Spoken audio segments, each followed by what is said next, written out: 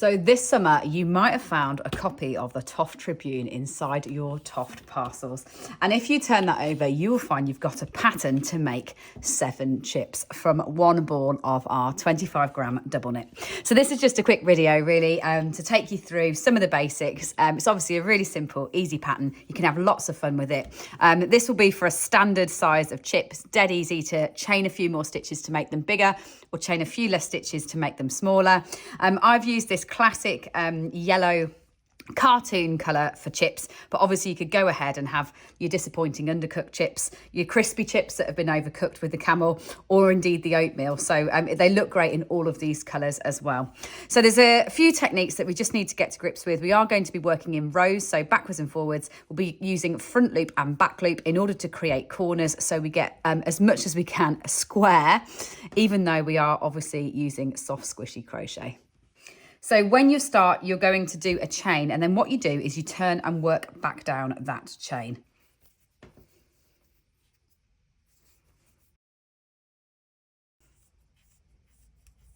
So once you've done your chain, all you need to do is turn back round and you go into that stitch there and you double crochet your way back down that chain.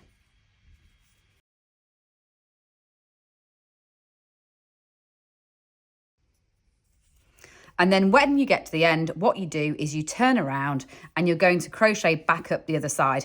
Now, for a little pattern like this, and often in my patterns, I choose to not do a chain in order to turn. You just immediately go back in to that last stitch you've worked like that, and you crochet it back across. This will vary pattern to pattern, but generally speaking, because I like a nice, neat, tight edge on what I'm doing, I won't necessarily do a chain to turn. I'll just go back round straight into that stitch.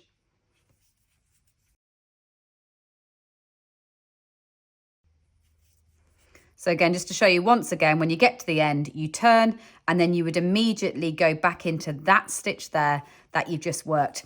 So just 2 other things to show you technique wise, and that is to do with crocheting into the front loop or the back loop. So you've got your edge of your stitches here. If the pattern says to crochet into your front loop only, what you would do is you would just go in there, so up the middle of the V is your whole stitch. Normally we'd crochet underneath both sides of it, just your front loop. You'll just double crochet through that front loop that is closest towards you. So that would be going through the front loop.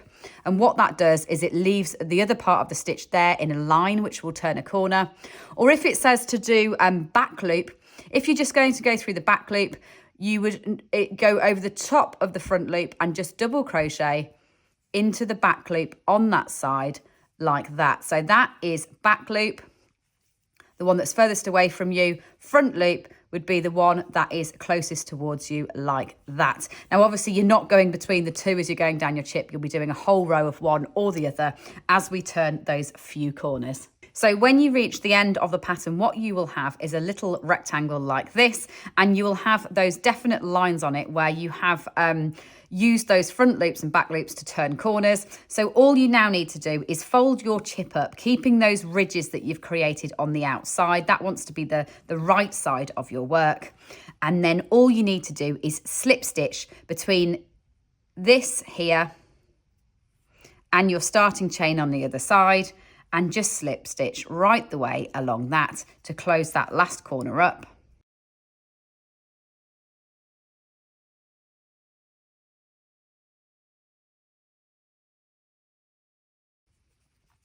Like that. So your chip is now hollow. So to create the little ends of your chip, all you need to do is chain 3 and then treble 2 alongside that like that. So there's a treble 1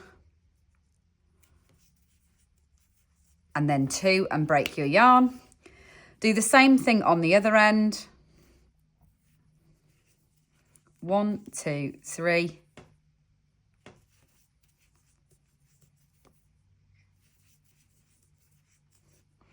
And break your yarn.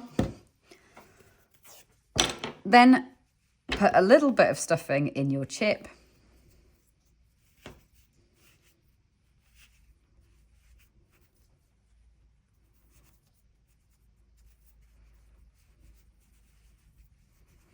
Like that, and then sew down the ends.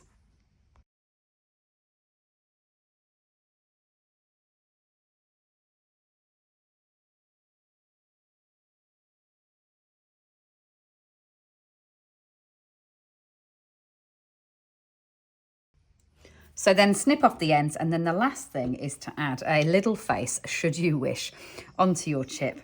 And to do that, all I do is I get a length of cream. I've done them towards the bottom, so they're not bang smack in the middle, they're slightly down from the bottom.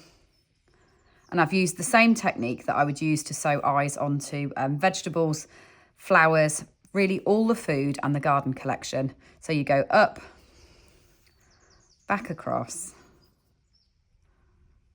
and down.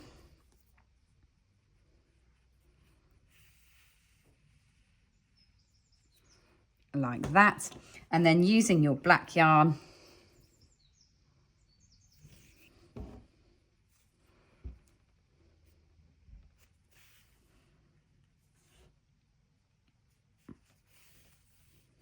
do the eyes through the middle. And if you fancy a smile too, down again with the same yarn, and you can put in a little smile on your chip. And your chip is ready to head off to the Great British Seaside this summer. Have some fun. And an extra bit of fun if you are posing for photos, although do watch out for seagulls, is the fact that we've designed this to be able to roll up into a cone, and then your 7 chips, which is what you can make from one 25-gram ball, fit really nicely inside. I really look forward to seeing your pictures from the seaside with this one, so do make sure you share them. Tag us in TOFT UK so that we can see what you're doing at the seaside this summer.